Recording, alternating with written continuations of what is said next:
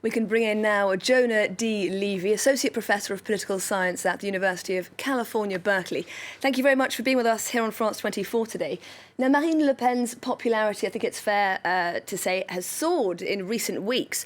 What would you say is behind that specifically? I think there are two reasons for Marine Le Pen's surge in recent weeks. One is the useful vote or strategic vote dynamic. That at one point, Marine Le Pen, Éric Zemmour, and Valérie Pécresse were fairly close together in the polling. But once she started to pull ahead, then the supporters of the other two candidates wanted to vote for a winner and be sure there was someone on the right who would qualify for the second ballot. And she basically swept up that vote, much like Jean-Luc Mélenchon did on the left of the political spectrum. The second factor that's favored her is she's hit really hard on purchasing power and the economic erosion of the purchasing power of ordinary French citizens. That is a double advantage for her. On the one hand, it takes her away from the more controversial positions she holds on immigration, let alone her past behavior toward Vladimir Putin. And on the other hand, it gives her a club to beat President Macron with for being slow or inadequate in his response to the rising inflation in France and the erosion of the living standards of ordinary French citizens. Alexandre Hollerode, I'm keen to hear your take on this. Why do you think Marine Le Pen has fared so well in the last 2 weeks?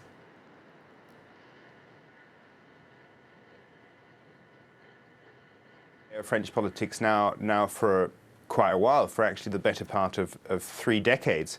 But what we have to come back to is what is Marine Le Pen promising for the country? She might have tried to sort of to make the angles a bit less sharp, but the truth is her program is very clear. It's about leaving the European Union. I mean, she has reforms in her program about European law and French law which equivocate to leaving the European Union. She might have changed the wording, but she's still exactly the same under it. Let's be very clear. As your reporter said, her migration platform hasn't changed at all, not by an inch. She might talk a bit less about it, but the truth is it's very much there.